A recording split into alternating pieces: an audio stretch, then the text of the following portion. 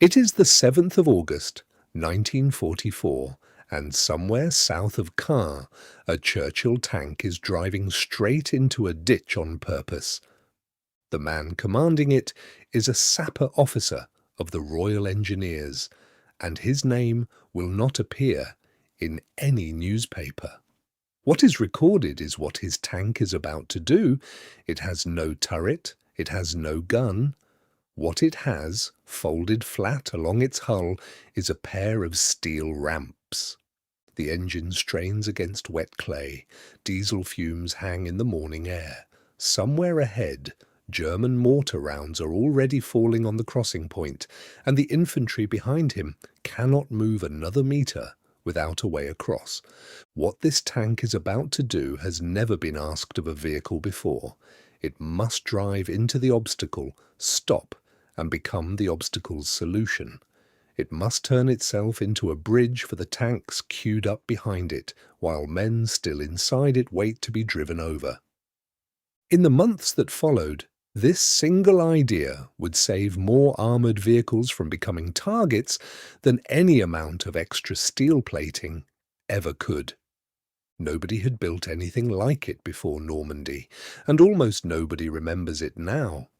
But without it, entire columns of British armour would have sat helpless in front of ditches, walls, and riverbanks, waiting for engineers to build something under fire, one plank at a time, while the enemy took his time zeroing in. That was the old way of crossing an obstacle. It was slow, it was exposed, and in June 1944, slow and exposed meant dead. The problem had been obvious since the retreat from France in 1940. British tanks kept meeting gaps they could not cross. Anti-tank ditches, sea walls, blown bridges, riverbanks cut into vertical faces by German engineers with demolition charges and plenty of time to use them. At Dieppe in August 1942, tanks came ashore and found a seawall waiting for them. Churchill tanks of the Calgary Regiment could not climb it. They sat on the beach unable to advance a single metre, while German gun positions above picked them apart at close range. Of the 29 tanks landed that day, not one made it off the beach. The arithmetic was brutal. A tank that cannot cross an obstacle is not a tank. It is a very expensive, very slow target. Bailey bridging existed by 1941, and it was good, but it took time. Under fire, a standard Bailey bridge could take engineers the better part of an hour to assemble, sometimes far longer, while men worked in the open with spanners and pins. An hour under German 88mm fire was an hour most crews would not survive. Something faster was needed. Something that arrived already built, something that did not need sappers standing exposed in a ditch, bolting girders together while mortar bombs walked toward them. The problem was not the ditches would always be there. The problem was time, and there seemed to be no way to buy any. By late 1942, Major General Percy Hobart had been given command of the 79th Armoured Division, and he had been given an unusual instruction: solve the beach, solve the obstacles, whatever it takes. Hobart had been retired from the army once already, working as a corporal in the Home Guard before Churchill personally intervened to bring him back. He collected engineers and inventors the way other men collected stamps, and he wanted machines that did not yet exist. One of the answers his workshops produced was almost embarrassingly simple. Take a Churchill tank, strip out the turret entirely, fit a steel ramp, hinged, along each end of the hull. Load the whole thing so that when it drove nose first into a ditch or up against a wall, the ramps folded down and other vehicles could drive straight over the top of it. They called it the ARK, short for Armoured Ramp Carrier, and the idea behind it could be explained to anyone in about 30 seconds. The tank becomes the bridge. It does not carry a bridge. It is the bridge. The Churchill hull itself was already proven, 16 tons of armour plate, up to 102 millimetres thick on the front, more than enough to survive small arms and shell splinters, while it sat exposed at the bottom of a crossing point. What changed was everything on top. Engineers fitted folding ramp sections at the front and rear, extendable trestle legs that could be raised or lowered depending on the depth of the gap, and a driving position that let the crew commander judge the angle from inside the hull rather than standing up to look. The first trials, run at the Assault Training Centre in early 1944, did not go well.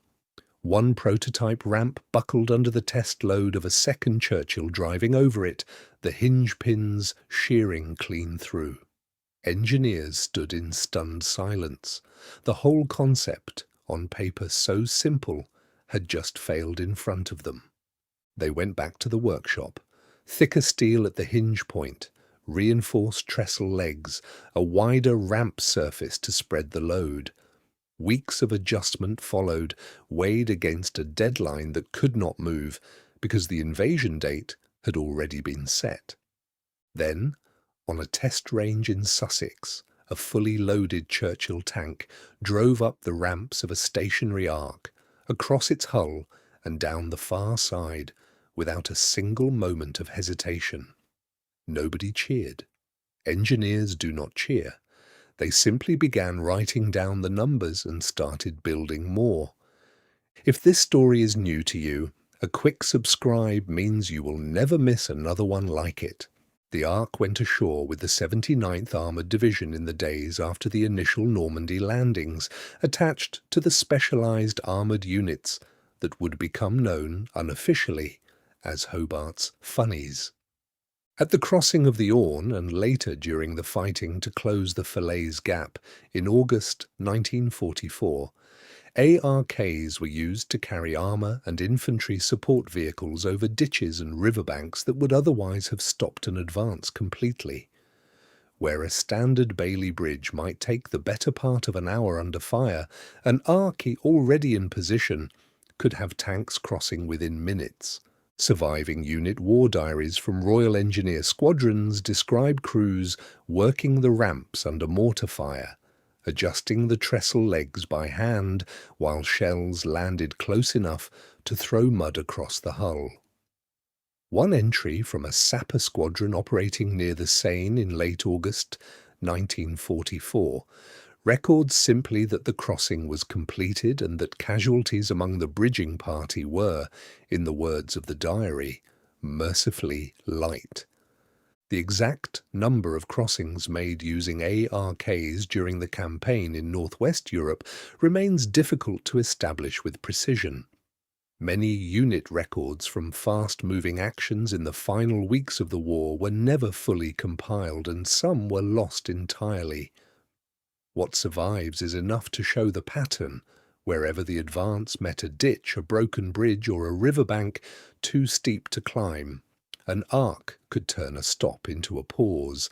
By early 1945, Arks were being used again at the Rhine crossing, helping armoured columns move off the riverbank and inland before German defenders could regroup around the bridgeheads.